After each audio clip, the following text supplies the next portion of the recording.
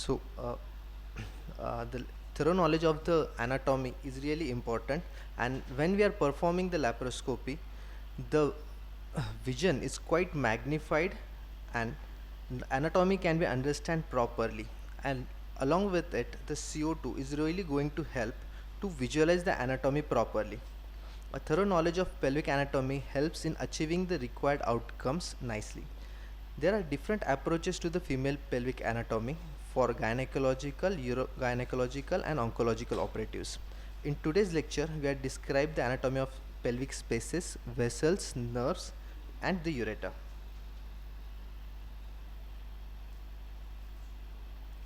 So the pelvis begins from the sacral promontory. It is an entry gateway to the and really important landmark. The level of the promontory is significant for several reasons, like such as the bifurcation of the common iliac vessels, ureter crossing from lateral to the medial side over the bifurcation of the iliac vessel, formation of the hypogastric nerves from the fibers of the superior hypogastric plexus.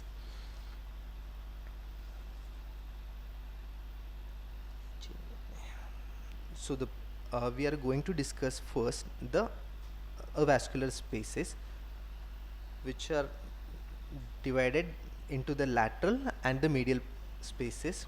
So it it is the loose areolar connective tissue in these spaces, and the lateral spaces are the paravesical, pararectal, the fourth space which is the Yabuki space. The median spaces are the prevesical or the retropubic or the radius space. The next one is the vesico-cervical or vesico-vaginal space. Third one is the rectovaginal space, and the fourth one is the presacral or a retrorectal space. So here in the next slide, I am going to show you the surgical picture of the paravesical space, which is divided into medial and lateral. Similarly, the pararectal space, which is divided by the ureter into medial and the lateral.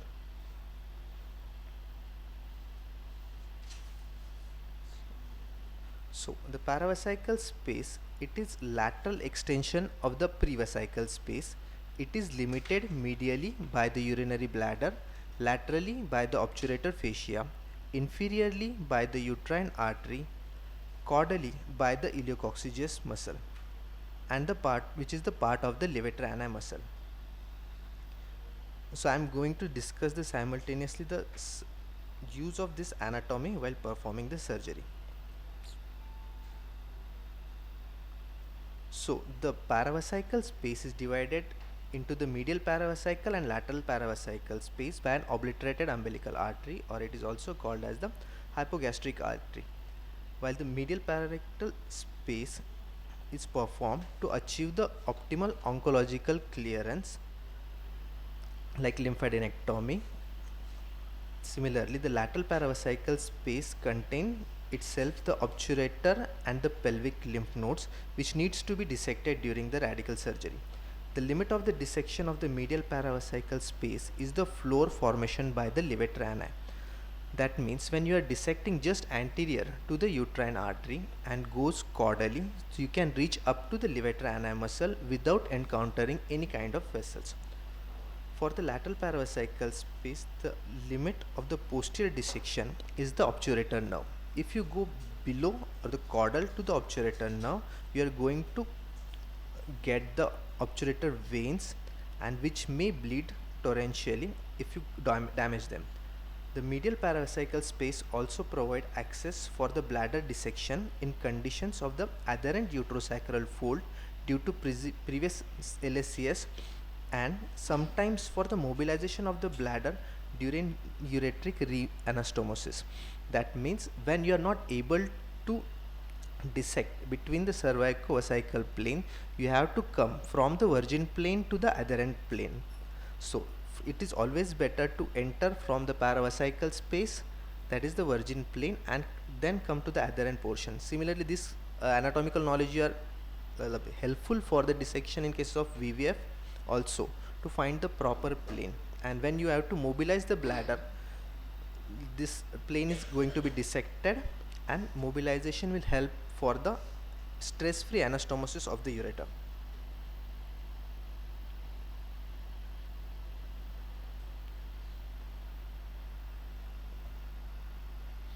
So here I am going to demonstrate to you the creation of the pararectal space as well as the paravesical space. Here I have opened the retroperitoneal with an oncological approach. This is the external iliac artery and that is the lymph node. Here you can visualize it's quite enlarged. My dissection is going to be over the internal iliac artery. The right side, or that is the medial surface, that is the ureter which is giving the peristalsis. So I have opened the retroperitoneum with an oncological approach. There are two approaches, oncological and endometriotic, which is I am going to discuss in further slide. Here I am just showing that how we are going to create the spaces of pararectal and paravesical. My strokes are going to continue over the internal iliac artery. You have to respect each capillary when you are doing the retroperitoneal dissection. It's a avascular space, but still if you just drag the tissue, the small capillary are going to bleed and spoil your field. So here I am going to using the harmonic. So harmonic, when you are using, try to use it with the tip, because harmonic is having the maximum vibration at its tip, so it create a pneumatic effect and planes will open nicely. So this is the pararectal space. Now pararectal, so I can fast forward it. So again we will revise that. So we have opened the retroperitoneum by oncological approach, but that is from opening the retroperitoneum, starting from the round ligament, coming to the sacral promontory. The first structure which you are going to visualize is an external iliac artery. Below is that the external iliac vein. My dissection is going to continue on the internal iliac vein. So first of I am giving just traction forces between the ureter and the external iliac artery, so that the CO2 should enter into this loose areolar tissue, and it's like a transparent water. You are going to visualize the upcoming structures if you maintain the clear field. That is, you should give the respect to each capillaries, seal and cut each capillaries. Just don't drag and create the space. So the first branch given by the internal iliac artery is the uterine artery, which is you are visualizing here. So I am going to skeletonize it, and the internal iliac goes continues and forms an inferior hypogastric artery, which is also called as the obliterated umbilical ligament, and that divides in the paravesical space into the medial paravesical space and the lateral paravesical space, and which is going to form the medial boundary while performing the lymph node dissection in cases of radical hysterectomy. Here I am going to expose the entire length of the uterine artery by dissecting all the loose areolar tissue around it. Another important thing while dissecting this space, we routinely dissect at the time of the previous LSCS when we are going to perform the lateral window technique. It is a safe technique to perform the bladder dissection in cases of previous LSCS surgeries, so that you are coming from virgin plane, which is medial paravesical space, going between the bladder and the cervix and entering between the vagina and the bladder. So here I am dissecting between the uterine artery and the superior vesical artery, which is a branch of the internal iliac. We are going to discuss further the uterine artery and the internal iliac artery separately in next slides. So the lateral paravesical space is going to contain the lymph nodes, the obturator nerve, obturator artery and obturator vein, which we are going to visualize here shortly after dissecting the few fibers in this plane. Another important landmark which we are going to visualize here is the iliopectineal ligament. The white shiny structure here which is going to visualize is an obturator nerve. It is always carry along with the obturator vein and the obturator artery just caudal to it, and this is going to form the inferior margin of the lymph node dissection in cases of radical hysterectomy. If I go on continuing in this plane, we are going to expose the iliopectineal ligament, where we are going to perform the pectopexy, that is the sling surgery for the uterine suspension or a walled suspension. There are two portions of the pectineal ligament: iliopectineal ligament, which is the posterior portion to the obliterated umbilical ligament, and the anterior portion is the pectineal ligament. So if we go on dissecting in this plane caudally, we can reach up to the levator ani, and we are not going to interact with any kind of vessels in this plane. Another important structure which is we are going to see here is the corona mortis, which is an anastomosis between the external iliac vein and the obturator vein. So if any kind of bleeding happens here, it is going to bleed profusely because it is going to drain from the both the side, that is from the external iliac as well as the internal iliac. So the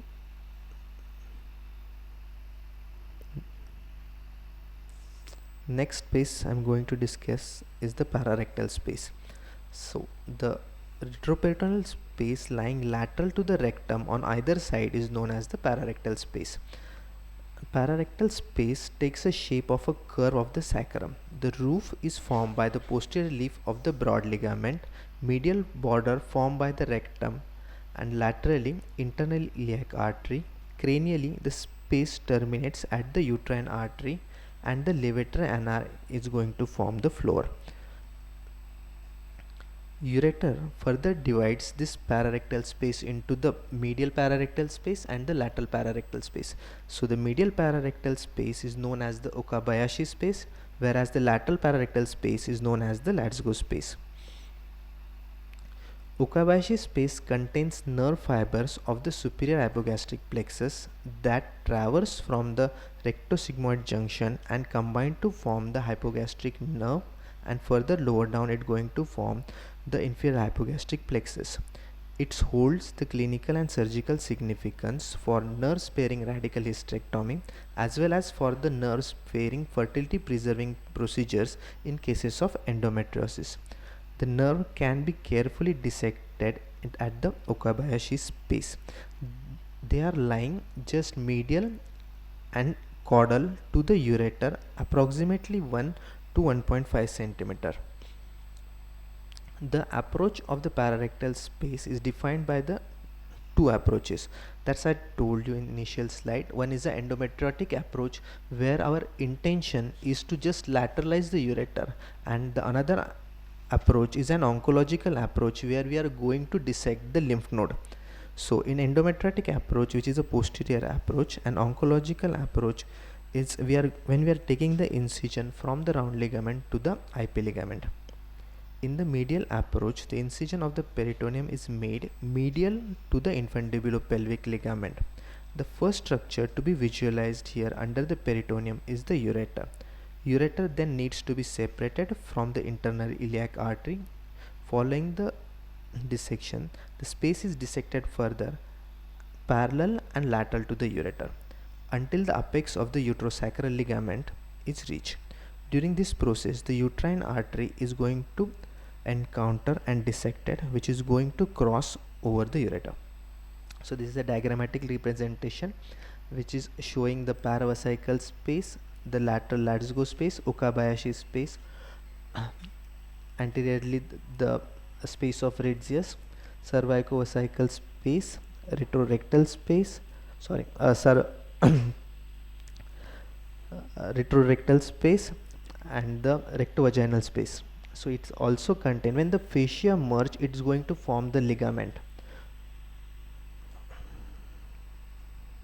The fourth important space described by the Yabuki, it is first imaginary space, but when we dissect laparoscopically, you can clearly identify the Yabuki space.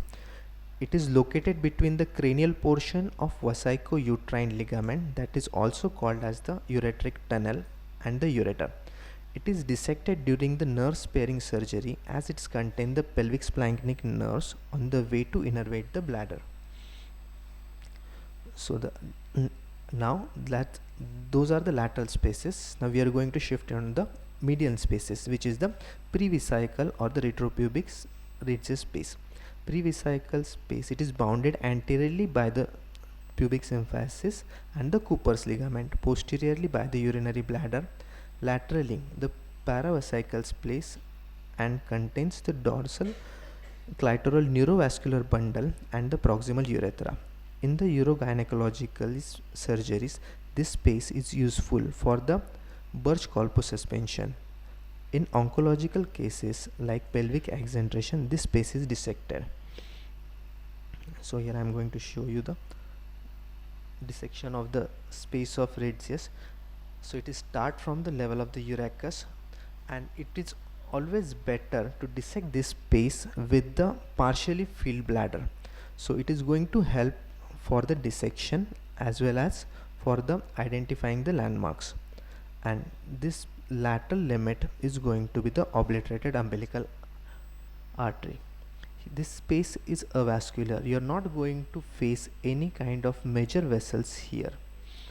So this is all the loose areolar tissue. Your assistant is supposed to just hold and give the gentle traction. CO2 is going to help you while performing this dissection. You have to just put the shearer, which is I am using here, and use the divergent forces for the dissection of this space.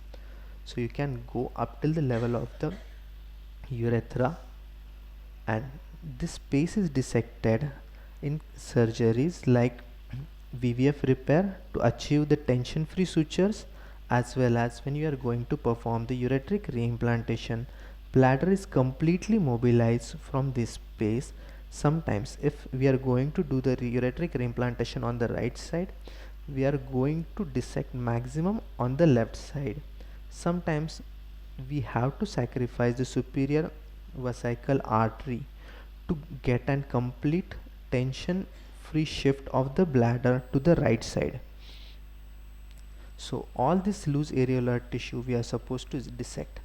Another important thing is that when we are going to repair the paravaginal defect, specifically the white line, which is a reason for the paravaginal space, is seen to be cut or having the tear there. So you have to suture this white line with the vagina to correct the paravaginal defect when you are going to repair the paravaginal defect and cystocele.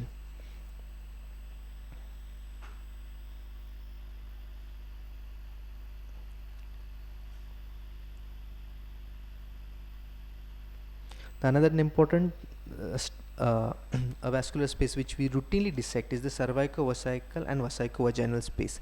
It is dissected by just lifting the bladder. When we are going to dissect this space, always give the cut 2 mm below the white line. Okay, if you dissect on the white line, you may enter into the wrong plane, and it is identified by this vertical capillaries. When you see such kind of vertical capillaries, that means you are in a proper plane, and you can push the bladder maximum down to avoid the injury in cases of routine TLH. The next space is the rectovaginal space. This space lies beneath the peritoneal reflection of the pouch of Douglas between the uterus and the posterior vaginal wall anteriorly and the rectum posteriorly. It extends up to the levator ani. Laterally, it is limited by the uterosacral and the McEnroth's ligament. Surgically, an avascular plane is created between the two layers of the Denonville's fascia with the dictum that the fat belongs to the rectum. Vaginal veins lie deep to the anterior layer of the fascia and would not bleed if the dissection proceeds between the two layers. That is, it contains the two venous plexuses. One goes with the vagina and another goes with the rectum. This is important to dissect this plane to achieve the proper vaginal cuff in cases of radical hysterectomy. So here I am going to show you how we are going to dissect the rectovaginal space. This space is also dissected in cases of walled suspension or the uterine suspension, that this space goes till the levatrinae. We are going to fix the mesh with the tackers at the levatrinae, then to the vagina, and we can pull it and tie to the sacrum. So here my assistant is pulling the rectum backward so that the CO2 should enter properly into the this plane. As this is a vascular plane, we have to just use the divergent forces of the shearer to dissect this plane.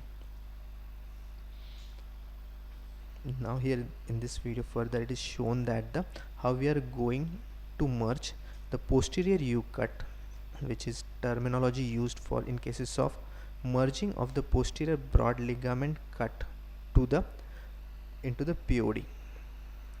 So this is the window created below the IP ligament, so that when we are going to seal the IP ligament, that current should not laterally spread and damage the ureter. So this is the obliterated umbilical ligament, that's the intact uterine artery dissected along with the complete dissected ureter, which is going into the bladder. So this is the entire ureter and this is the intact uterine artery dissected. It's having another importance that if when you are doing the radical surgeries, if any times you feel that you are not able to lateralize the ureter, you can stop the surgery without compromising the vascularity of the uterus, which is helpful for the further radiation and chemotherapy, which requires the good vascularity. So once all the 6 vascular spaces has been dissected, we can proceed for the radical. The next space is the presacral or the retrorectal space, which is lies behind the rectum between the fascia propria and the Voltaire's fascia. This avascular plane should be carefully dissected in the posterior exentration, as breaching of the Voltaire fascia can injure presacral veins lying beneath it, causing torrential bleeding.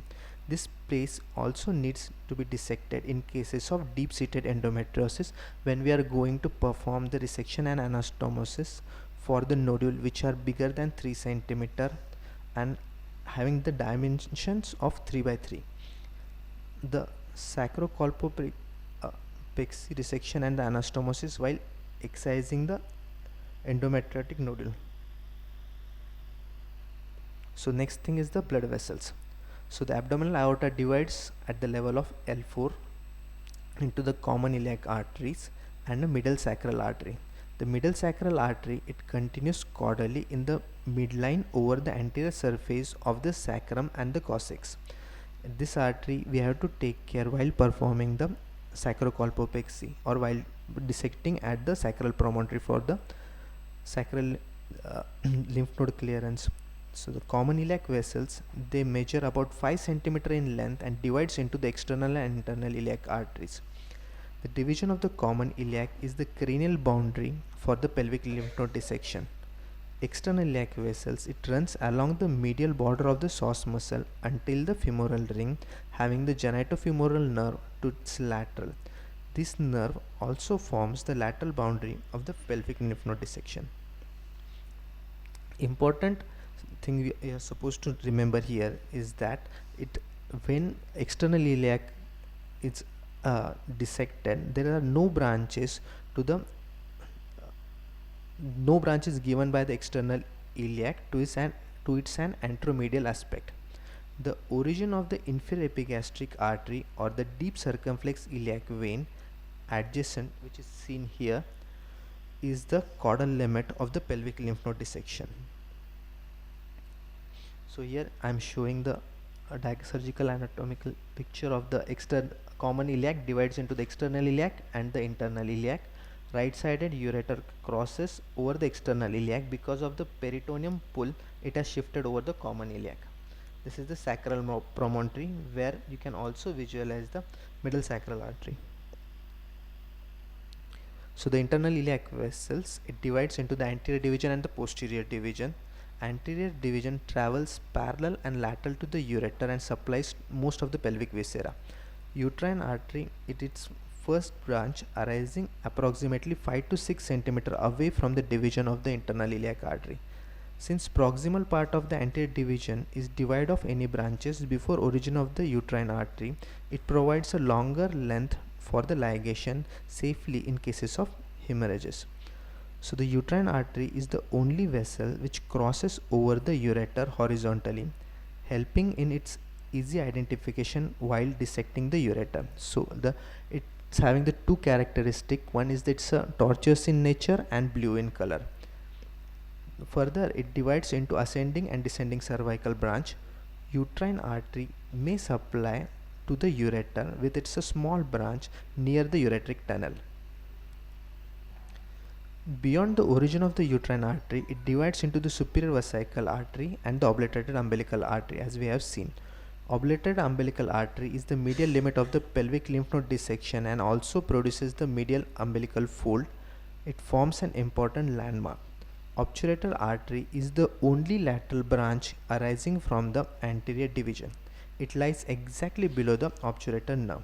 The deeper limit of the obturator lymph node dissection is the obturator nerve, beyond which can lead to damage to the obturator vessels and significant bleeding. Posterior division of the internal iliac supplies the gluteal region via the iliolumbar, lateral sacral and the superior gluteal branches. So in this diagram or this picture I am showing the obturator artery. Just below is that the obturator nerve, below that is the obturator artery, below that is the obturator vein. So you can clearly differentiate the color of three different things, and this is the branch arising from the internal iliac. So this is the internal iliac which is divided and giving only lateral branch, that is then obturator artery.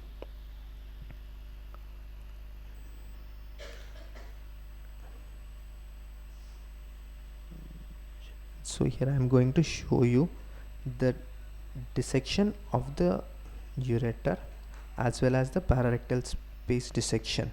So this is the ureter and my dissection is continuing over the internal iliac artery. This is the obliterated hypogastric artery.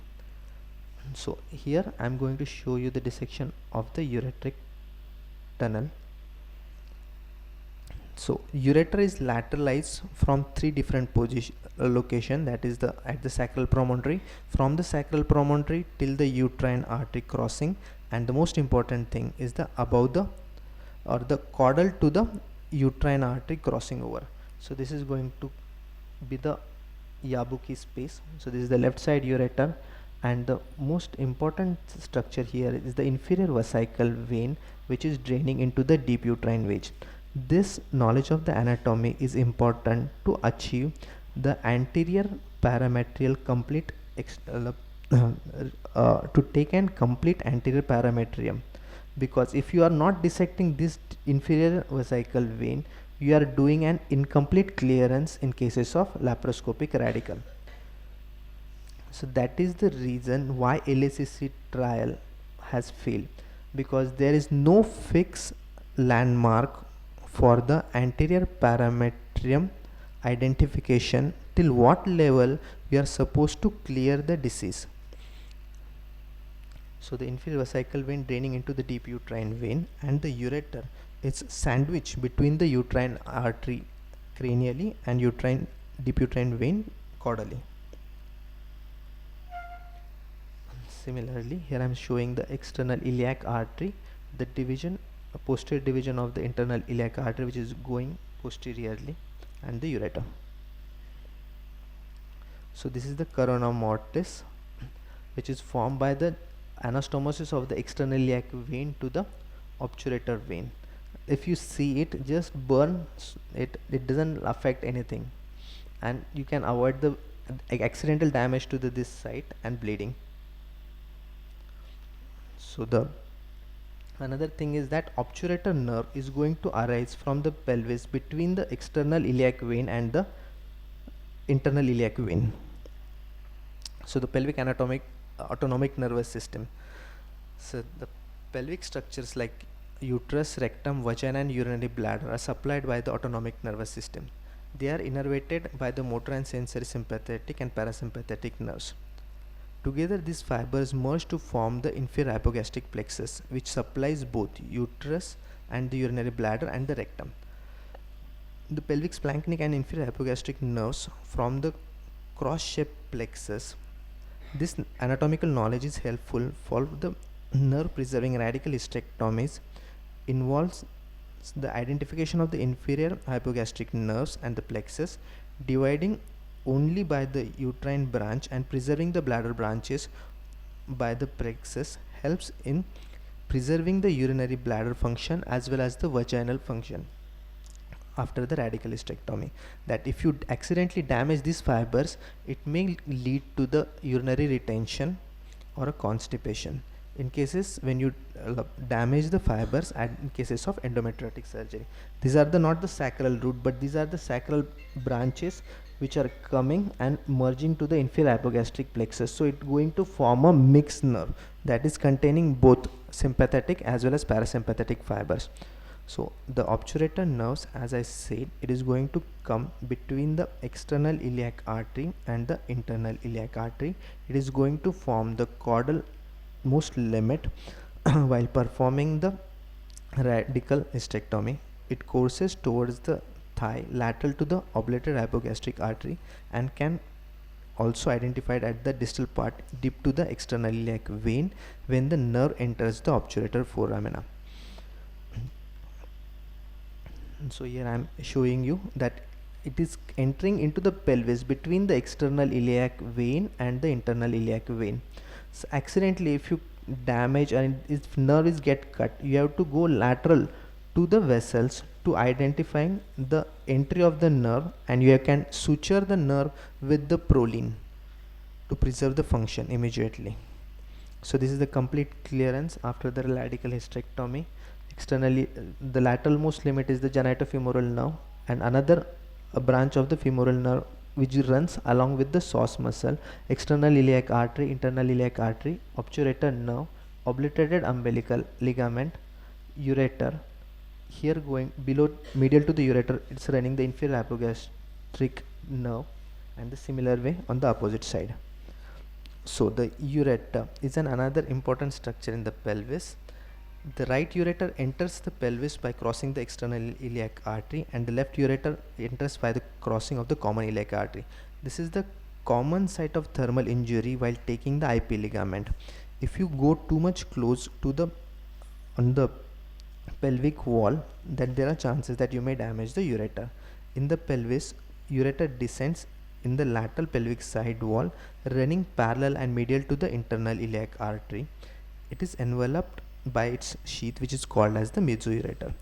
Subsequently, the ureter runs above the uterine vein and under the uterine artery. This is another site where ureter is commonly damaged is that less 1.5 to 2 centimeter lateral to the cervical edge or at the level of the uterosacral ligament.